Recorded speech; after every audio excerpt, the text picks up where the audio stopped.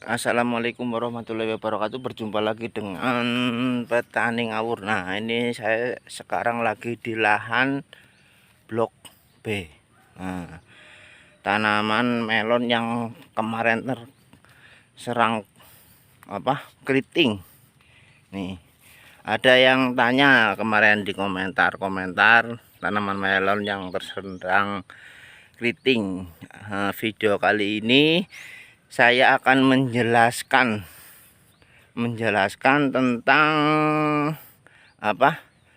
tanaman melon yang terserang keriting kemarin tuh. Sekarang bisa nyampe 2 meter tingginya, cuman belum pulih semua, tapi ya masih bisa jalan pupusnya tuh. Nih, masih bisa jalan. Nah, di video-video sebelumnya saya memberitahukan bahwa cuaca El Nino, siang panas malamnya dingin, itu ngefek sekali sama pertumbuhan. Nih, sirungnya udah jalan.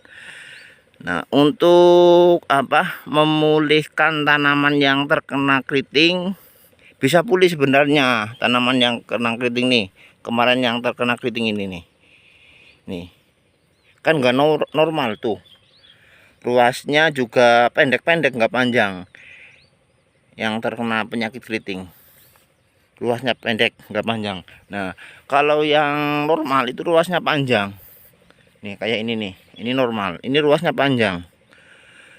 Jadi hama keriting sebenarnya itu faktor dari perawatan ya. Emang ada dari faktor faktor hama, dari faktor benih, itu juga bisa ngaruh. Tapi yang utama itu faktor perawatan. Jangan panik kalau terkena keriting. Nih, ini yang terkena keriting tapi pupusnya masih jalan. Jangan panik. Antisipasinya, insek wajar, normal. Jangan terlalu ambisi penyemprotan insek. Misalkan ada kutu kebul, penanganannya itu biasa aja. Pakai obat-obat yang obat spek kutu kebul lah.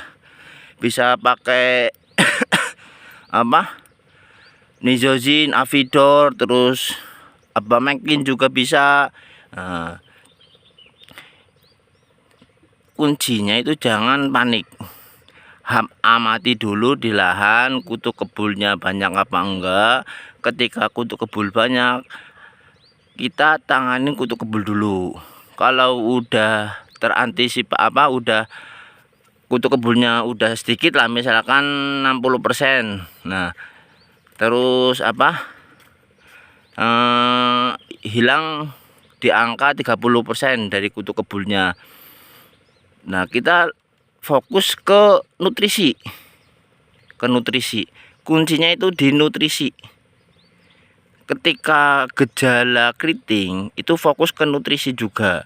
Jangan fokus sama hama kutu kebul, sama trip, sama tungau, itu jangan terlalu fokus. Ya difokuskan, cuman jangan terlalu fokus ke insek lah.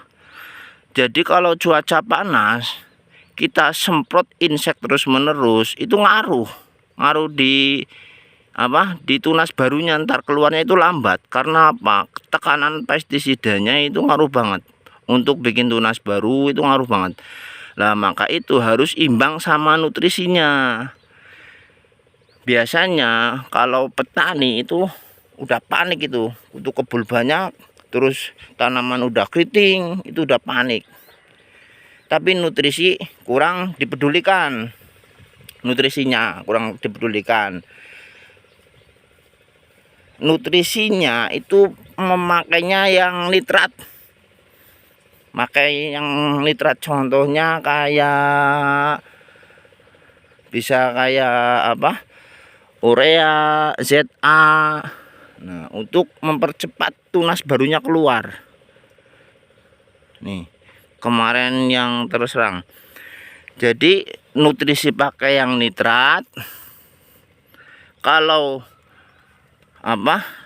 ininya udah keluar, tunasnya udah keluar, nah diimbangin sama fosfat. Nanti fosfat fosfatnya di MKP, di spray. Begitu caranya mengantisipasi kutu kebul. Kalau menurut saya pribadi itu seperti itu. Jadi harus seimbang antara nutrisi sama insek. Itu harus imbang sama penanganan. Ketika penyemprotan insek terus menerus tapi nutrisinya kurang imbang, itu ngaruh sekali. Terus juga dikondisikan airnya itu harus seimbang juga. Nutrisi udah seimbang, airnya kok tidak seimbang, jadi penyerapan nutrisinya ya kurang. Penyerapan nutrisinya jadi kurang. Karena apa? Karena musim kemarau itu butuh banget sama pengairan juga. Ketika kita hajar pupuk terus menerus, airnya tidak stabil, percuma kita mupuk. Karena tanahnya garing tanahnya itu nggak basah. Jadi ketika tanah nggak basah ya percuma nanti kita pupuk terus menerus, nggak ada penyerapan nutrisi. Nih, ini yang terkena penyakit nih, dan yang terkena penyakit keriting nih nggak normal, kelihatannya kan nggak normal tuh. Baru belum nyampe ke atas nih udah keluar bakal buah. Nih tuh udah keluar bakal buah, tapi insya Allah bakal buahnya nanti bisa imbang insya Allah. Sekarang penanganan keriting udah ya hampir pulih, di angka 80% udah pulih. Tinggal lanjut fokus ke buah.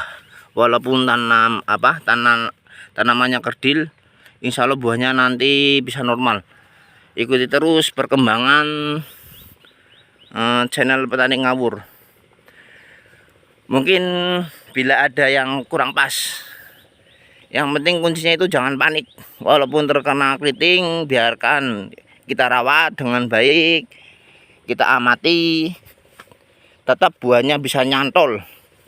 Nih bakal buahnya tuh di satu batang 3 tuh bakal buahnya 1, 2, 3, 4. Bisa yang satu batang tuh, satu pohon bisa ya keluar buahnya.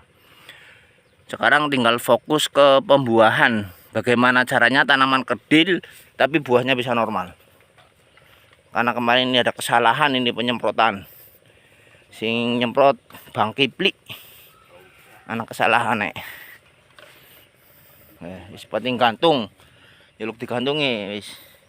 Pasukan kuning lagi gawe lahan maning karo Mandor Wanarja. Petani Ngawur jos. Oke. Ya. Sehat-sehat sing nonton, ikuti terus perkembangan ini di lahan Blok B. Nah.